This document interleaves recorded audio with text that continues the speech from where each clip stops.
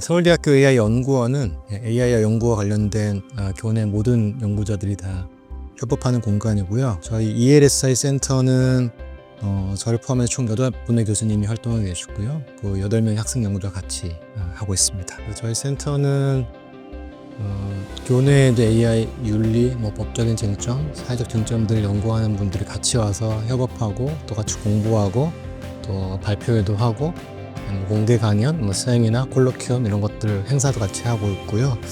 그리고 LC 리포트라고 해서 그 AI 관련된 여러 윤리적 쟁점들에 대한 보고서도 발행을 하고 있습니다. AI 윤리는 이렇게 정의하기 쉽지는 않은데 AI 자체도 정의하기가 까다롭기도 하고 또 AI 윤리도 마찬가지입니다. 크게 보면 고전적으로 로봇 윤리라고 하는 분야가 있고요. 그래서 AI 혹은 로봇이라고 하는 게 그 자체로 도덕적인 혹은 윤리적 존재가 될 수 있는지 혹은 윤리적 고려의 대상이 되어야 되는지 그런 논의가 하나가 있을 수가 있고, 또 하나는 AI를 학습하기 위해서 굉장히 큰 빅데이터를 사용해야 되잖아요. 그래서 데이터의 학습, 처리, 가공, 활용과 관련된 여러 가지 데이터 윤리 관련된 이슈들이 있을 수가 있습니다. 이거는 거슬러 올라가 보면 인터넷 윤리와 연결이 좀 되고요. 그리고 AI 윤리라고 할 때 요즘에는 AI의 어떤 고유한 성질 때문에 생겨나는 문제들이 있을 수가 있어요. 그래서 기술적 위임이라고 하는데, 이 기술의 위임이 있을 때 뭔가 잘못됐을 때 어떤 책임을 어디에다 물을 건지 이런 게 문제가 될 수 있겠습니다. 또 하나는 최근에 생성 인공지능이 나오면서 이제 그림도 그리고 글도 잘 쓰고 하기 때문에 이제 직업 대체 가능성이 굉장히 높아져서 인간의 직업, 인간의 노동을 대체할 때 어떤 효과가 있을 것인지 이런 것도 중요한 문제 중에 하나라고 볼 수 있을 것 같고요. 알고리즘 자체에 대해서는 불투명하기 때문에 생겨나는 문제들, 그 다음에는 설명 책임, 도대체 어떻게 작동하는지 잘 모른다 이런 문제가 있을 수가 있고, 그리고 혹시 그게 편향되지 않았는지, 그래서 이제 차별을 유지하거나 공고하는 것이 기여하는 건 아닌지 이런 부분이 중요한 문제가 된다고 볼 수 있습니다.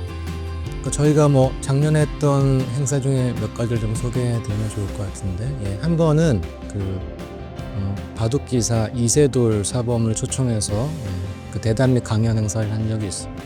그래서 그 제목은 인공지능과 창의성의 미래였는데요.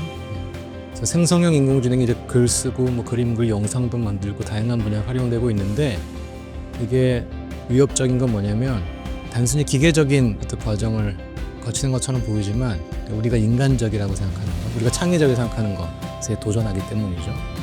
바둑이 이제 첫 번째였습니다. 그래서 또 그 전에 바둑을 잘 둔다라고 하면 거의 신의 경지라고 우리가 생각하고 창의적인 일이라고 생각했는데 그걸 굉장히 잘하고 있잖아요. 그 파고를 처음 맞았던 이세돌 기사와 인간의 창의성, 인간의 상상력, 그리고 기계가 어디까지 따라올 수 있을지, 어떤 식의 관계에 맺어야 될지 그런 행사를 개최해서 상당히 많은 분들이 관심을 가져와 주셨고요.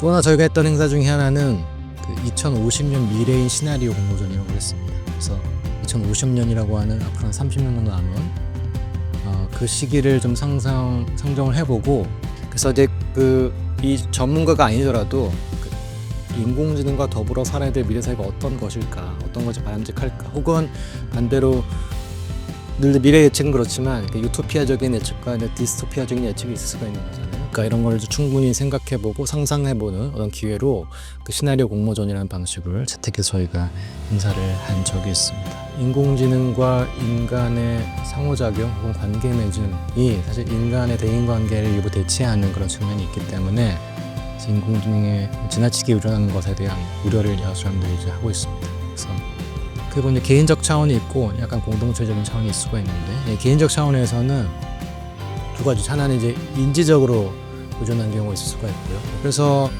인지적으로 너무 과도하게 의존하는 경우에 나타날 수 있는 우려는 우리 이제 생각 능력의 감퇴인데요. 최근에 보고서들도 그렇지만 사람들의 비판적 사고 능력이 좀 감퇴하고 있다. 읽고 쓸 수 있는 것 자체가 조금 인터랙션 능력 자체가 쇠퇴하고 있다. 이런 우려들을 하고 있고, 그래서 생각 자체를 다 이제 대인 관계를 대체하는 방식으로 인간이 기계와 관계를 맺는 것도 그 자체로 나쁜 것이라기보다 이제 우려가 있는 것이죠. 기계와 상호작용을 통해서 나의 고민을 들어주고 상담도 해주고 그러면 덜 외롭고 하지만 정말 그럴까라고 하는 우려가 있고, 그리고 또 하나는 과도하게 의존함으로써 인간과 인간이 맺어야 될 이렇게 다양하고 풍부한 경험들을 우리가 이제 상실할 수 있는 우려도 있다. 그렇게 말씀드리고요.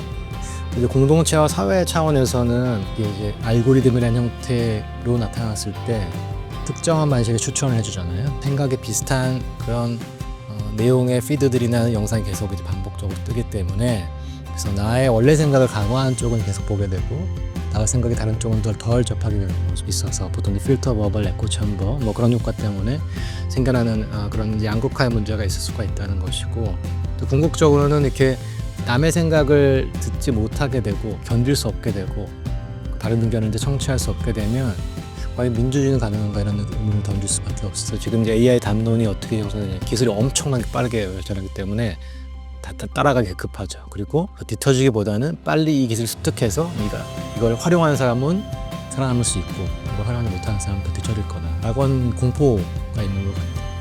일단 거기서부터 좀 벗어나야 된다고 생각하고요. 그래서 일단 써보고 뭐 좋으면 아니면 고치지 이런 태도도 조금 지향할 필요가 있다고 생각합니다. 처음부터 개발하는 단계부터 어떤 식으로 설계하고 활용할지를 다 같이 고민할 필요가 있다고 생각하고 이제 국제기구에서도 여러 가지 이제 규제 거버넌스를 만들고 있고 또 법도 만들고 있지만 이제 법과 규제만 갖고 다 되는 건 아니거든요. 사람들이 이런 기술이 어떻게 작동하는지 또 그것이 우리 삶에 어떻게 영향을 미치는지를 숙고해서 그런 시민적인 어떤 그 거버넌스 이런 게 꼭 필요하다고 생각합니다.